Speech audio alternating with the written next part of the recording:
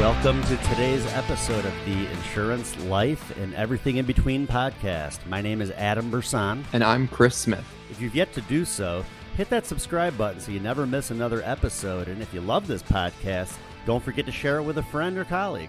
We greatly appreciate your help and support.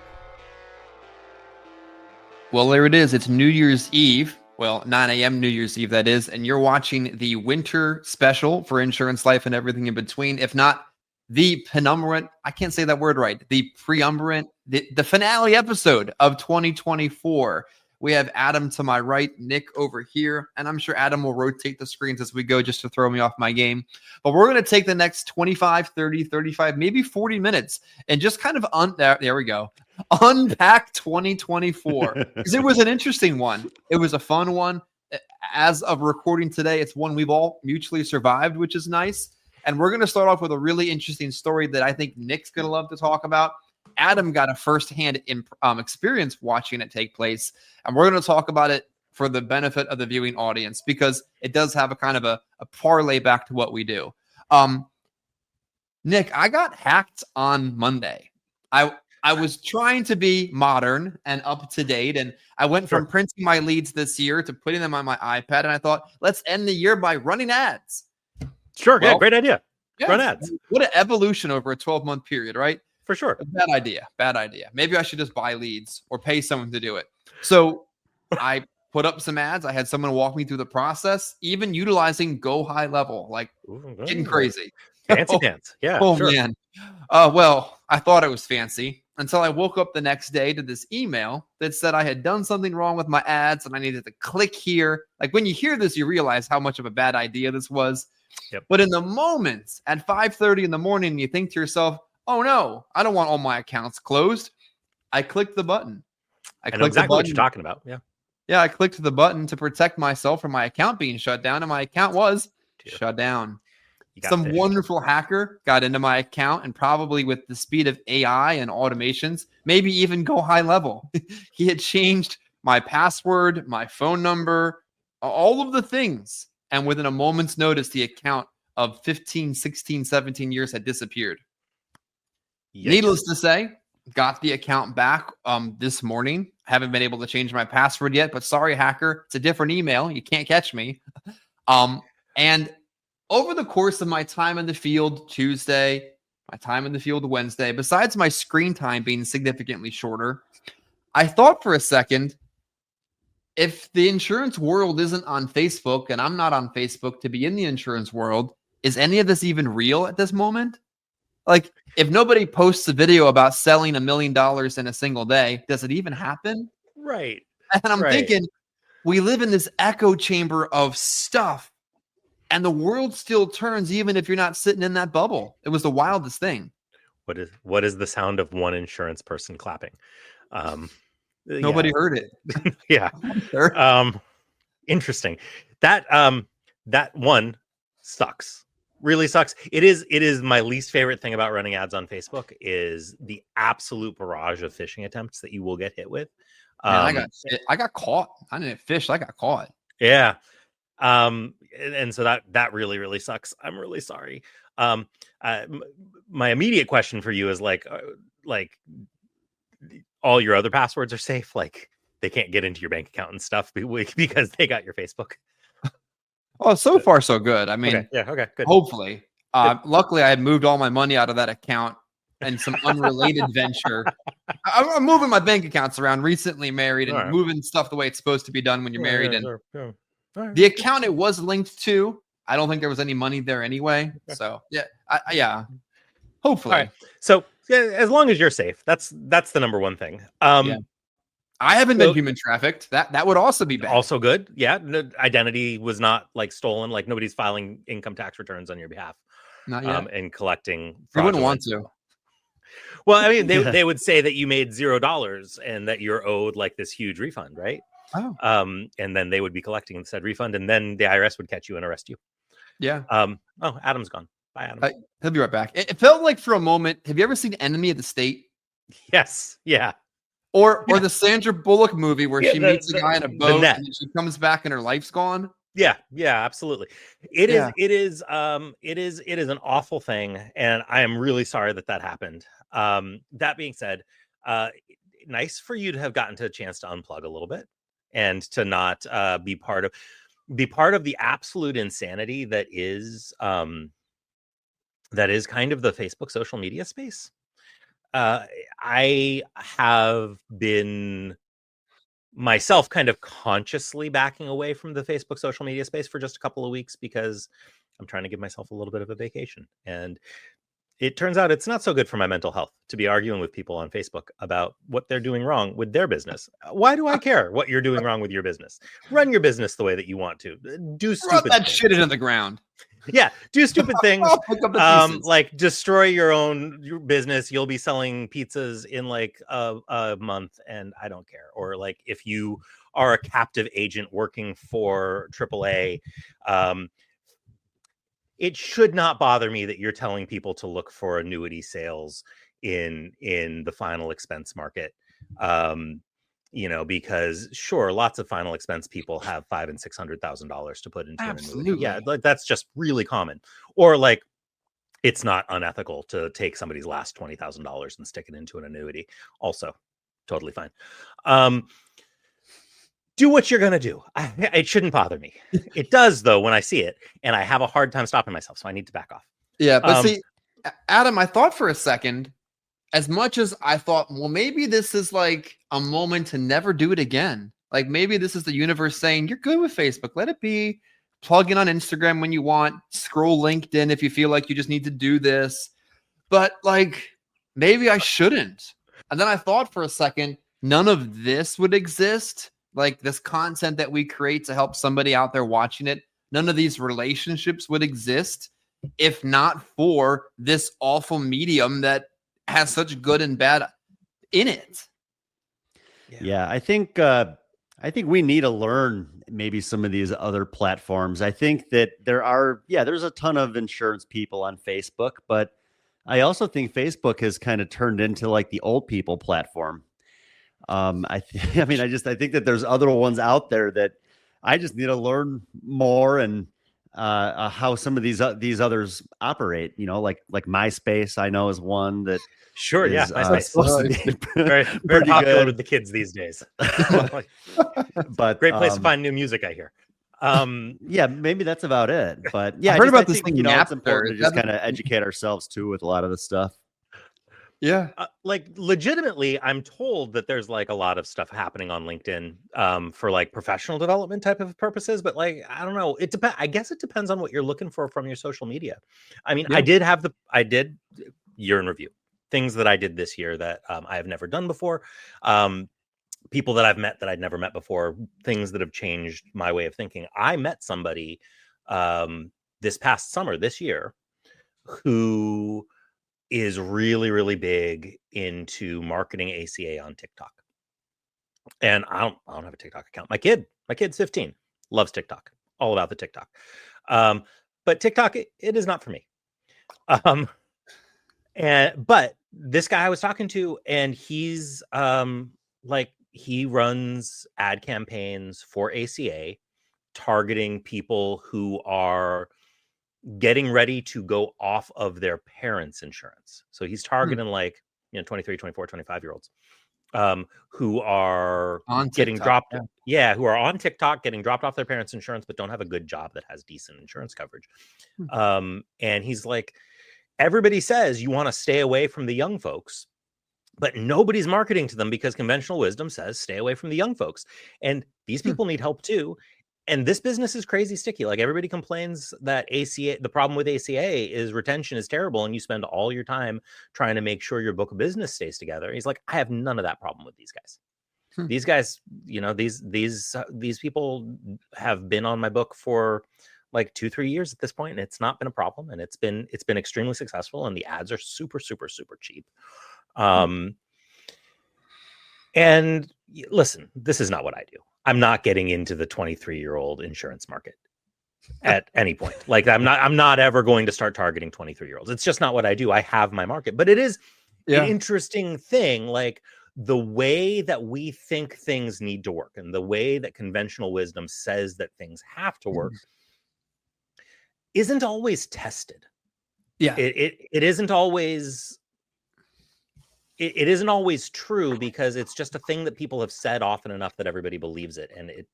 And oftentimes there is value in challenging the conventional wisdom and finding out if there is a different way. There is To do the same thing. Yeah, there's not always, like, listen, you should not always be trying to reinvent the wheel. If there is a way that works and it works well, do that. But we're running into a time heading into 2025 where some of the things that have been working well for many, many years are working less well. Maybe they still work, but they're not working as well as they had for the last 5-6 years. Yeah.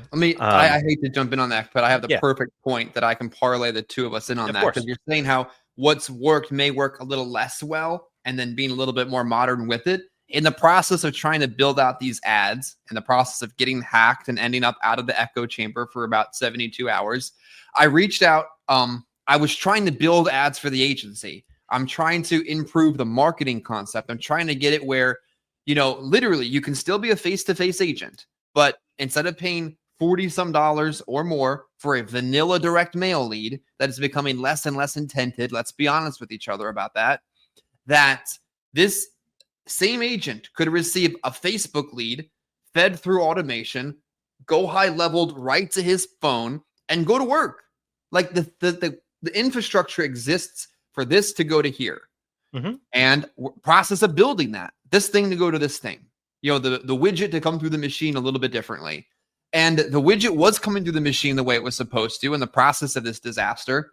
And I had an agent reach out to me this afternoon in between videos, and he said, man, I sat down with one of these leads and I just took the order. I mean, it literally said right on the lead how much coverage she wants, what the beneficiary was she wanted it for, what she wants to be buried or cremated. And I just took the order. I assumed the sale and I wrote the business, and then I got a referral. And I thought, this is a tried and true, straight to the bone, direct mail buying agent, hardcore call participating core agent partner, like the leadoff hitter in our daily routines. And he was just spoon-fed a Facebook lead through modern automation and marketing, and worked it just as good as a direct mail, if not better. Yeah. So it's like the same way, just a little bit better instead of it getting a little bit worse, at least in the small microcosm of this situation. And and like, I still think direct mail is cheap. I still think direct mail is efficient. I still think direct mail is, for a new agent, going to be the best choice, because direct mail has intangible qualities that make it, in many ways, easier to work than something like a Facebook lead, which does require a little bit more skill. And especially when you're new, you don't always have that skill, and it's really easy to burn these leads. So I'm working with a couple of agents who are not new to sales, but new to our particular field, and was able to generate for them something like 600 leads that they were able to go work, of Facebook leads. And I look at these and I'm like, it's just a super vanilla Facebook lead, but within an area that these guys are able to work. They're able to get out there. They've got experience selling. They've got experience with the product now. They've been working for like 4 or 5 months, but they've never worked this type of lead. They've never worked something quite this vanilla before. I look at this and I'm like, 600 Facebook leads, I got 60 sales in there, right? At worst. And they're they're bringing like 4 or 5 leads in each, 4 or 5 sales in each, off of 600 leads. So 300 each, right? And complaining that like, hey, people are too hard to get a hold of. They say they didn't know what they were doing. They didn't get, they didn't know that they filled the thing out. They didn't believe me. I didn't have anything to show them. And and these are things that I would have no problem handling. I'm comfortable with handling that stuff, but it is a harder, it's more stuff that you have to handle when you're new. And maybe you only learn it by doing it, but direct mail has that quality of, you say you didn't do it, I'm holding it, it's got your handwriting on it, Yeah. But all you that said being your said, favorite hobby is sewing. Like I Right. don't know much about sewing, but you said you like sewing. Right. Like there. Yeah.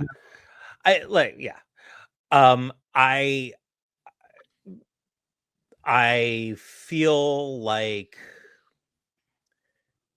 there are new avenues that are available to us that we should be willing and interested in exploring. I think that is very real.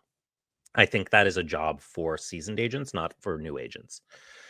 I think the new agents should be sticking to the tried and true methods because usually their margins are thin and they don't have the ability to screw around. And if an experiment fails, it can put them out of business. Yeah. If I do an experiment and it fails and it costs me $30,000, I don't give a shit. Like, it's fine. If somebody else spends $30,000 and that experiment fails, they are out of business. Yeah. But I think the thing that is most interesting to me is getting out of, like you were saying, the echo chamber and seeing the methods that have already been proven successful in other related fields, or even with people who are in the same field but are not in the same echo chamber, and taking some of those ideas and applying them to what we're already doing. Well, what's interesting, Adam? A lot of the interviews we did for this winter special have ended up being people that have built brick and mortar, not physically built the office, but like building a physical location type sales agency, which is a totally different realm than a direct mail buying, door knocking, appointment setting, presenting a final expense product type business that we all grew up in. And it's almost as if those two things can interweave each other, but they're almost like alternate universes in the Star Trek like paradigm. Like it's strange. But you made an interesting point I want to kind of come back to. About a long time ago, you said if someone responds to direct mail, they're going to respond to other direct mail. That's just a form of marketing that they respond to. And I almost wonder, because we've been in the same demographic pool for 10 years, some people have become 50, used to be 40. Some people were 80 and now they're deceased. But really that core like mix of people have been responding to mail the same way for 10, 15, 20 years. And maybe they're saturated on it. And I don't know if that's a tangible thing that we can do anything with, but maybe alternately similar forms of marketing can reach a demographic differently than they've been used to being reached before. Maybe direct mail costs have gone up because Mabel has received the same card every 90 days for the last 15 years. She's been 65 to 75. I think that is true, but is that not a feature also? Like, is that also not a benefit of direct mail? Sure. They know what they're getting into when they fill it out. They expect somebody to their house. They do. Adam, what do you think? Echo chamber, good, bad, just the reality of 2025, 2024? Well, talking about leads? Or just social media, like this bubble that we all kind of met in, but don't always realize that things exist outside of. Yeah. Well, I mean, I think, we probably are set in our own ways a little bit with how we do things when it comes to marketing and with the leads. And I've just kind of always been like, if it's not broken, why try to fix it? I know Nick mentioned what you were working Facebook leads. Was that what it was? Like a whole, I only caught a second of that. I have a couple of new agents. I have a couple of new agents who, and this was for Medicare purposes. It wasn't, okay. It wasn't, but post AEP, but pre OEP. I had a couple of agents who are new enough that they still need reps and they need to be able to work during that time period. And so we were able to generate for them like 600 leads between two agents, so like 300 apiece. Okay. But for 2 weeks, that's like 150 leads a week for 2 weeks that they were able to work. And but between the two of them, counting people that they scheduled for OEP enrollments, between the two of them, there are 5 sales out of 600 leads. That's not good. No. And so, yeah. Well, and that's true. I mean, that's, to me, I mean, I'm sure you would agree. I mean, a lead is a lead. And how many times have you had agents that you've given leads to where they tell you how lousy they are and then their history, and you take those same leads and you go out there and make a bunch of sales? So if anything, with like direct mail or even like Facebook, yeah, I like Facebook leads. I like, I mean, heck, you can post your own ads. You can make it as specific as you want. Of course, the more specific the lead is, the less leads that are going to come in, and you're going to pay more money for those leads, but the quality is going to be better. But I think from like a scaling standpoint, it's going to be more difficult from a local standpoint to build an agency focusing on Facebook, because that dries up, I think, a lot faster than direct mail. For sure. Direct mail, there's just so many areas that you can order, and you can consistently place those lead orders nonstop. So, well, let me jump in on that, because we're talking the year in review. Yeah. For the first 3 months that we were doing direct mail, we were ahead of the game financially. Like sitting on inventory, no big deal. The costs are matching out. They're averaging out. Things are working the way they're supposed to. You need 20, 36 came in. Like everything was working exactly as planned. No big deal. Election season rolls in. AEP comes around the corner. And we went from things in direct mail land working absolutely perfect to, oh shit, like, oh shit kind of stuff. Costs completely out of whack. Return rates went from, I'm just ballparking numbers, 3% to 0.2%.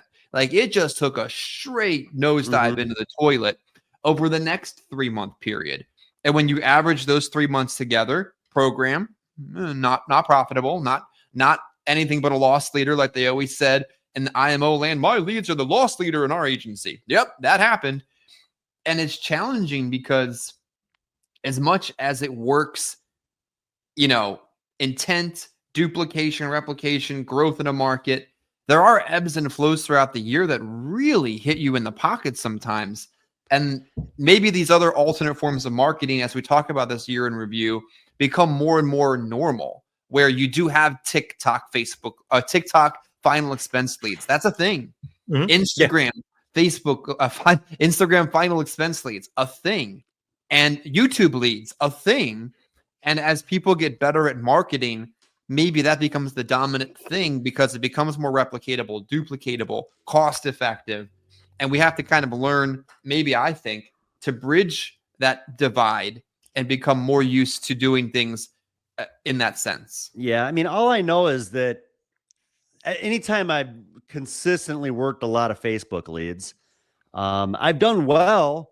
I mean, the quality is good, but it always gets to the point where, like, kind of like what you're talking about with direct mail, with returns getting real low at one point during election season. I feel like, and I remember, I'm just one agent working like maybe with one lead vendor in this one area on Facebook leads. And it just totally goes from a bunch of leads to just barely getting any in.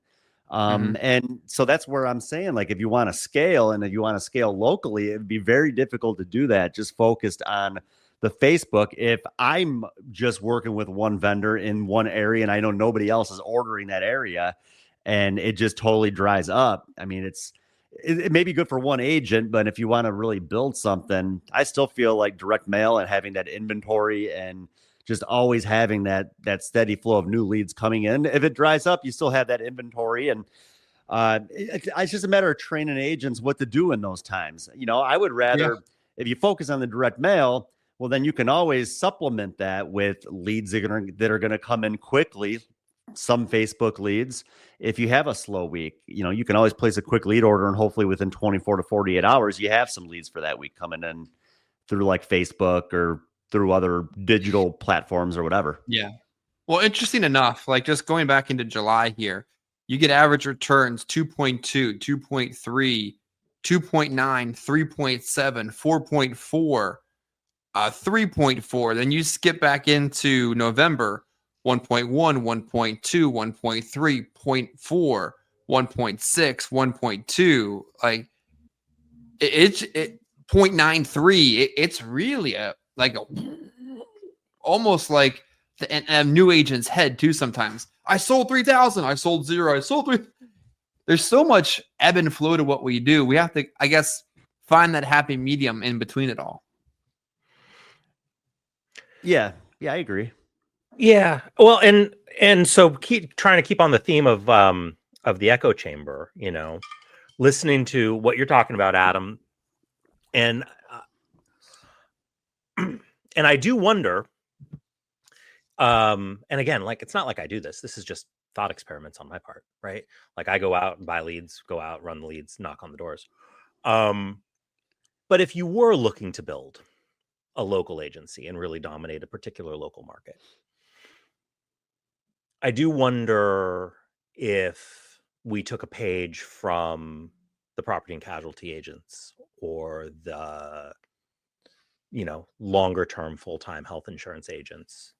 And we started running local presence ads where you're not trying to develop the lead, but you're trying to develop your brand.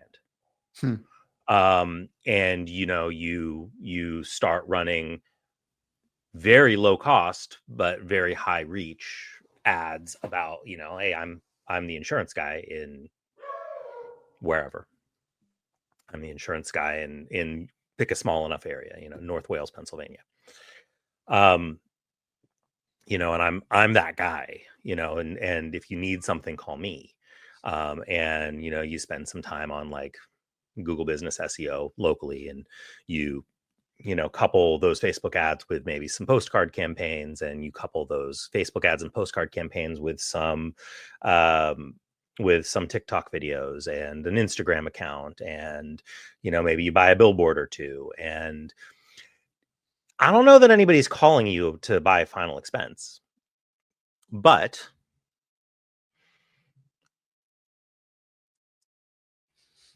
when it comes time to then, enroll in Medicare, when they turn 65, maybe your phone rings, and then you can pivot off and sell them the final expense.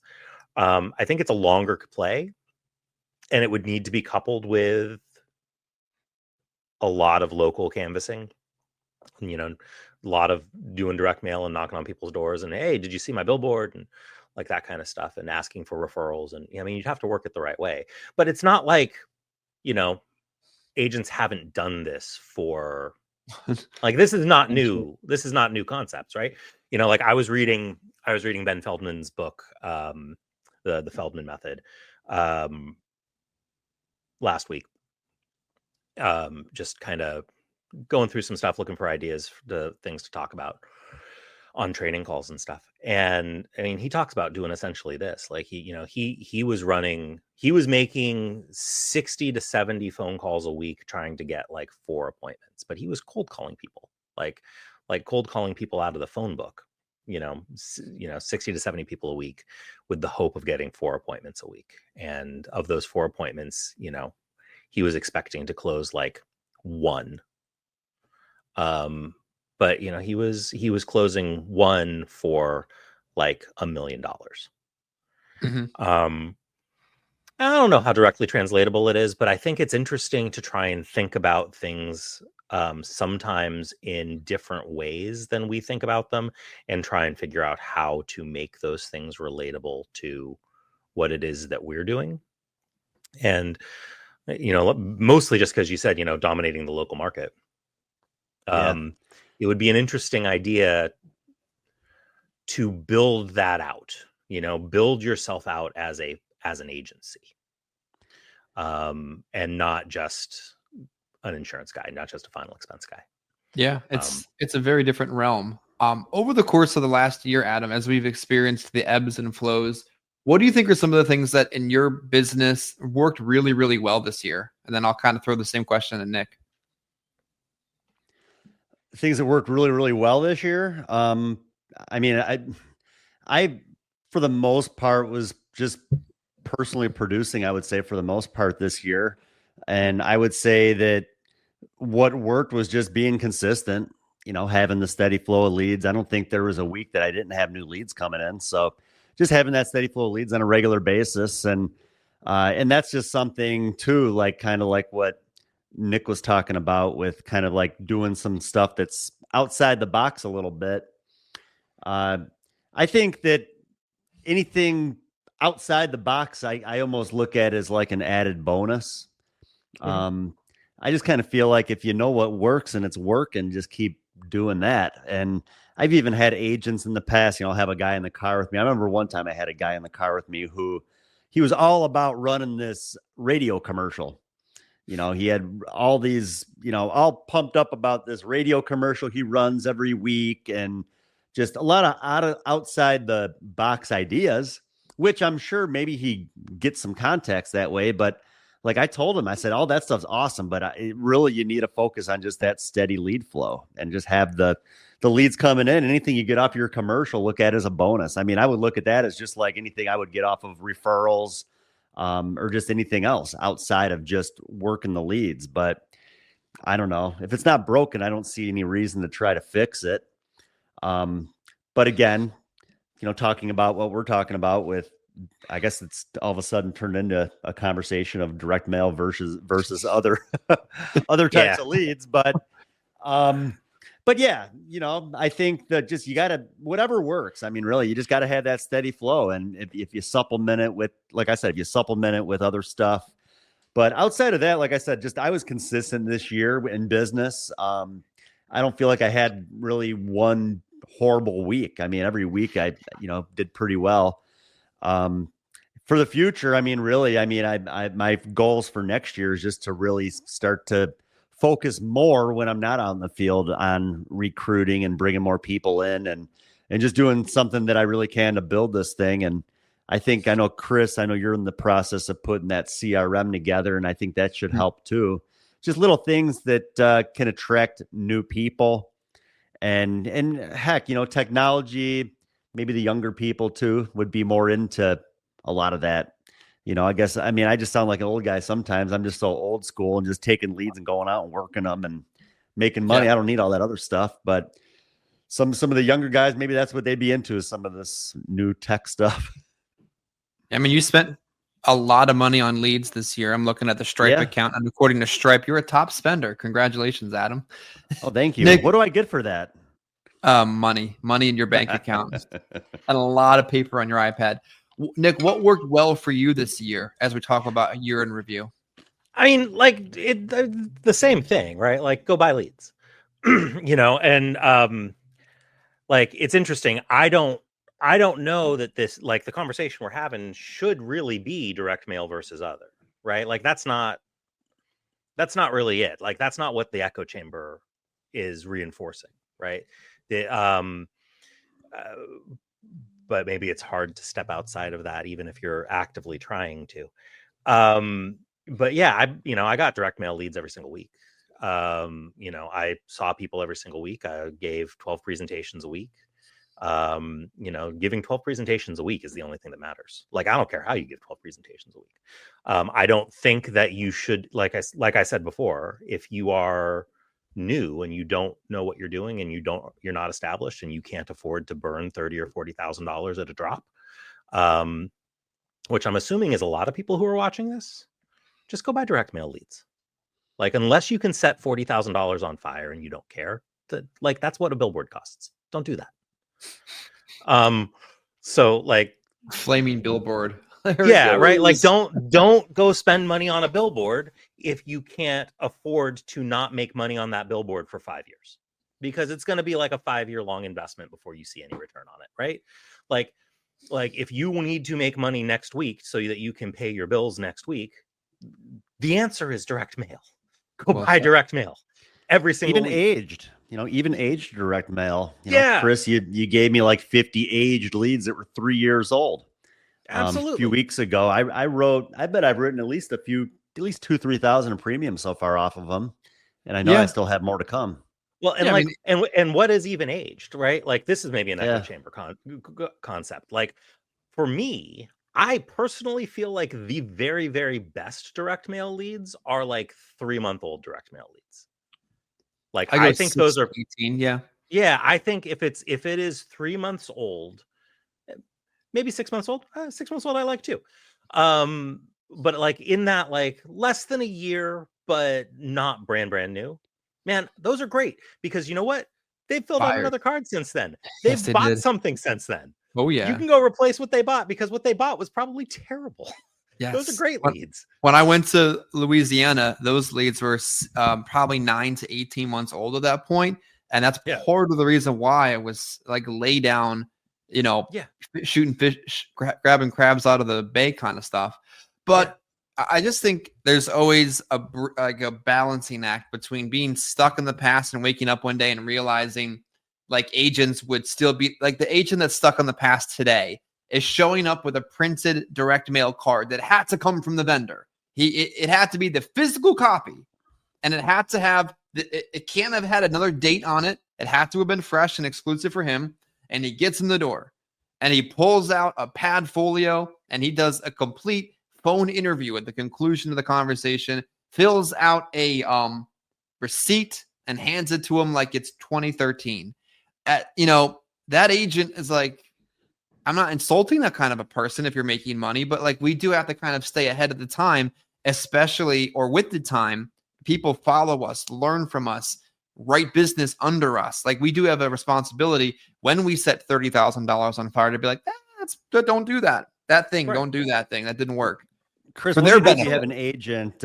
Chris, what do you do if you have an agent that they write their first app and they ask you what the fax number is for the company so they can fax the app in?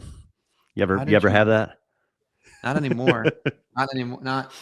No. I just send the app to me. I'll send it in for you. Yeah, I don't have a fax either. Yeah, me neither. No, I used to get that all the time. Working for the one company. I guys have a fax number. I got this app. Yeah. I have a picture of like a line of Settlers Life applications next to my fax before bed. I don't know why I took a picture. It's the weirdest thing in hindsight to say that I did. But faxing Settlers Life applications in at 10 o'clock, how retro does that sound? Not even a company. Was that like their preferred method was faxing? But yeah, before they had their tele application. Okay. That was all of them. That was everybody's preferred. Yeah, Colombian was like that too. I remember Colombian was all about faxing them. Everybody. Yeah. And it was awful. I'm glad I had a fax, like a physical fax machine. Like I had to anyway. I got rid of that when I moved in 2018. I haven't needed it since. Yeah, but look how much easier it is now with with these e-apps. I was thinking about that the other day. Actually, like yesterday, I was sitting down with a lady, tried writing one company, came back a decline, and that would have been a piece of business. I would have wrote the app, would have had to wait to get a decision, would have came back a decline a few days later. Then I'm going back and having to try to find her something else. I mean, how many times are you at home these times? Yeah, I mean, how many times now do you try 2 or 3 carriers when you're in a home? One, you don't get what you want. Yeah. And in the past, boy, it'd be a heck of a lot more work trying to do that. Right. Yeah. Talk about the future though, Nick. I don't know if I should say this live. There's carriers that are going to create methods where all of the application, like you can apply across multiple carriers all in one click in the future. What would that do in a year or two for like your sales process? If you found out that Mabel was qualified for carrier 2, 7, and 5 all at the same time. I don't actually think it would change anything for me with the way that I do things right now. I don't know that it would change. For you, it wouldn't, but maybe in the next generation. I think it would. I think it might change stuff for some of the next generation of agents. Like I have not sold a carrier for a very long time. Like I have not talked to a prospect about what carrier we were applying for them with until after they were already approved for a very long time. Like I stopped doing that around the same time I got rid of my fax machine. Like it's been 6 years like that. It doesn't matter what carrier they're getting. They don't care what carrier they're getting. getting. I don't care what carrier they're getting. Like, I want them to get a good one. Like, I want them to get a carrier that like they're going to keep. I want them to get a carrier that's going to give them first day coverage if that's something that they can possibly qualify for. But like, it's all the same to me. And they don't care. They don't know. They've never heard of any of these carriers. No, they're buying from you. Right. Yep. So it's not going to probably change my process at all. It is going to be interesting. It will definitely be interesting. It might change things for other people. I think having that ability to get them to buy from you is going to become more and more important. That the ability to get people who are on the fence about whether or not they want to do this at all, or I'll just keep waiting on it. I haven't signed up for life insurance to this point. I'm 78 years old. I'll give it another couple of years. Getting those people to say yes, having the ability to get those people to say yes is going to be more and more important. Having the ability to get those people to actually even just let you in the front door in the first place is going to become more and more important. Yeah. I think definitely getting a hold of people has become harder. If we talk about things in hindsight of the year, you might disagree, but here's how I see it. I had an appointment setter in 2020, 2019, probably as soon as early as 2018 when I was with EFIS. First thing Ryan said to me, second thing, third thing, you need an appointment setter. Okay. I like to listen and do what I'm told. Wrong, by the way. I disagree. No, you're wrong also. I disagree. I went from 200 to 400K a year from appointment setting.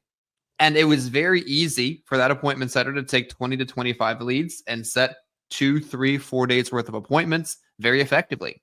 It's not that easy anymore. You could take 40 leads of the same quality and the higher price and receive significantly less return on that in more time. I think you set your appointments yourself. It's actually not any harder than it has always been.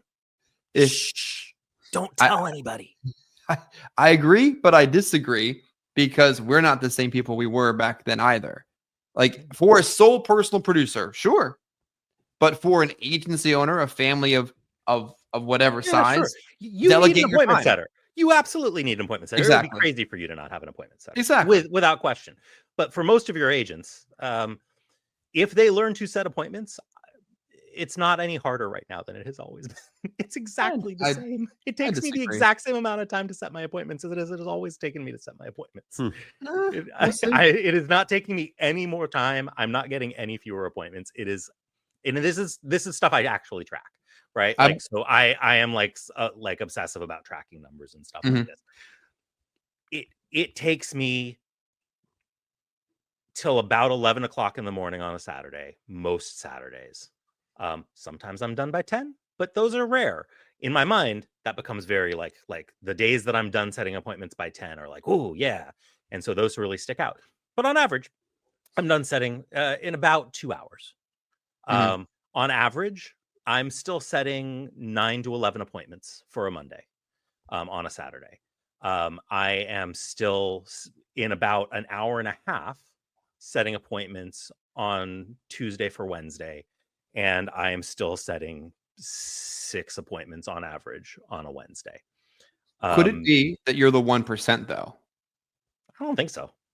I mean, like maybe, but I don't think so. Like I had that conversation with somebody about roll up recently and growth and trajectory of the industry and the agency and all this stuff. And it's like, you have to remember you're not most other agents. Like most agents don't qualify as you would, Nick, for multiple trips, multiple carrier conventions, multiple years of success. Most people aren't you. But the complaint that people are having is that people aren't answering the phone anymore. And like, I don't have any control over whether people answer the phone or not. Like that is absolutely beyond my control. Now, maybe I'm setting with more people that answer than most people do. Like maybe I'm like that. I'll give you, maybe I'm very good at this. If you answer the phone, pretty much you're setting an appointment with me. But people have to answer the phone. And like that, like that's the thing that people are being like, hey, you can't set appointments anymore. You need, because nobody's answering the phone. I've just not found that to be true. I run a lot of leads. I run a lot of leads. I run a lot of appointments. It just hasn't been true. How many attempts do you think it takes on the phone to set up an appointment? Like how many times on average do you think you have to call a lead before they pick up? So before they pick up, I don't know. I kill calling leads after I've called them about 35 times. So if I've called somebody 35 times, I don't call them anymore. I'll go and door knock them, but they move into my CRM. They move into a different category in my CRM where they're just not on my calling list any longer. But most days, I sit down with my new leads and I call through all my new leads once, and I get as many appointments as I get. I usually get several. And then I go back to the beginning and I call through all of my new leads a second time, and then just keep calling down my list. So usually I've booked my whole day before I start getting more than 2 or 3 people into the rest of my lead list. Usually I've booked my whole Monday off of just the new leads that come in. We'll see. I think it's just one of those things that, it's kind of like now our appointment setters still not very good. Yeah, most appointment setters are still not very good. Yeah, I think it's important that when somebody asks themselves this question, they ask themselves, with the amount of time that's invested in that, what else could I or should I be doing? Just like any delegating task that you do in your business, what else could I or should I be doing in that 3-hour block of time? I'll share an interesting point of the interview, and then we're going to circle back to what do we think next year is going to look like. I did an interview with Ruben during our winter series, very successful, probably one of the nicest people I've met in person and in this industry. And he said something to me about how he's trying to clock out at 6 p.m. He's trying to be more present with his family because the amount of time he's poured into his business the last 10 years, he feels like he missed his one of his children growing up. And I'm like, that's really powerful and honest and transparent stuff that he just said for anyone that's going to watch that to hear. And I don't care how much money I put in my bank account at the end of my journey in this business. I want to be able to have my kids say to me not say to me, but say to others, he was present. And as Nick, you said at some point this year, you get to a certain amount of money in your bank account and it almost doesn't move the needle as the same way as, other aspects of existing in a life need to be. Like the whole channel, insurance, life, and everything in between. You could write $1 million a year of personal production, but if you didn't form any personal relationships along the way and you die, ain't no one showing up at the funeral. I had sadly to say. But let's talk next year in our final 13 minutes. Adam, what do you kind of see 2025 looking like in your business? And then we'll go to Nick for that question. Like I said, I need to start focusing more on overall premium and not just my own, and really start to build something so I don't have to work as much as I do. Had a few obstacles this year, lost some renewals and some income, and working more to pay that back now or to make up for that income. But kind of like what you were talking about, like to get to the point where I do have more time to spend with the family. They know though, when I'm out in the field that, it wouldn't matter if I was working locally or if I was out of state. Those 3 days, I'm not around. I'm gone 8 a.m. till, heck, the other night, like I said, I didn't get home until 10:30.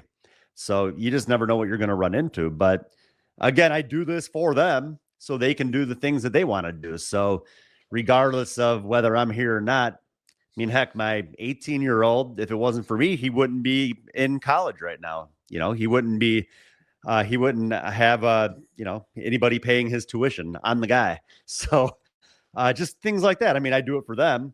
But yeah, next year, I want to start building more and trying to get away from the, it's just so easy when you're personally producing to just go out and make more money when I'm just depending on me.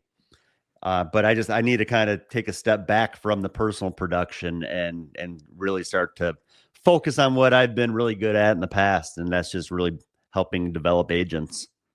Well said. Nick, what do you envision your 2025 looking like, or your agency, or you personally? Yeah. So, I want to point out for everybody who's watching something that Adam just said, though, which I think is really powerful. And I don't know if he even quite realizes what he said. For 3 days a week, he's not really available. But what's unsaid there is for 4 days a week, he absolutely is. And that is a lot more time that you get to have available to your family than most people working a 9-to-5 job will ever have. I mean, that is the best thing that is possible about this job. And I think you're right. Goes over, that's really a lot of hard work, and it's a lot of long hours. But man, that's a 4-day week. It's a 4-day weekend every weekend. I know it doesn't come as all a stretch, but that is an amazing thing that this job gives us the ability to have. I myself am looking forward to kind of continuing to grow what I've been doing. This has been a really, really shockingly successful 2024 in a lot of ways, for me personally, for my agency, for a lot of stuff. And there are, I think, a lot of opportunities that are available because of that, in terms of ways that I can grow and have more time to spend with my family, and have more time to do things like travel and go see my grandmother, who's going to be 93 years old pretty soon and lives on the other side of the country from me. And who knows how much more time I'm going to get to spend with her, and do that kind of stuff. So that's what I'm looking forward to in 2025. But I think the grind of it all gets so focused on, because you got to work hard. It is a lot of hard work, and you got to put the time in. That it is very easy to miss the very real upsides, that working hard for a couple of days, really genuinely hard, really focused and hard work, long days, the upsides and the benefits that having that affords us, that people who make money like us are doctors, people who make money like us are lawyers, people who make money like us, CPAs. These people all put in really long hours too, but 80-hour weeks, long hours. Mm-hmm. These are people who don't get to spend time with their family. You talk to a lawyer who's making $300,000-$400,000 a year, and they're working round the clock. And we have a really unique ability to be able to have that balance in our lives. And I think that's something that's easy to lose sight of, because the need to work and the need to be very focused during that time when you're working gets really emphasized. But it's not just that, right? There is the other side of that too, and that's there. And that's real. There is an everything in between, and we appreciate you guys taking the time to spend your year watching whatever amount of the content you've taken part in, and hopefully something we've said has resonated with you, made you better, allowed you to make more money and impact more families in your community, or over the phone, or however you sell. Our winter special, our gift to you, only thing we ask in return is gift it back, share it, like it, engage with the content, so that others that don't even know it exists are able to connect with it. Nick, thank you. Adam, appreciate it. And you guys have an outstanding conclusion and New Year's Eve, or New Year's Day, or New Year's Eve, 31st. Happy New Year. Take care. Happy New Year, guys. And this concludes another episode of the Insurance, Life, and Everything in Between podcast. If you like what you heard, don't forget to subscribe, share with a friend or colleague. And if you have any comments or suggestions for future episodes, please leave those too. Any input is greatly appreciated. Thank you.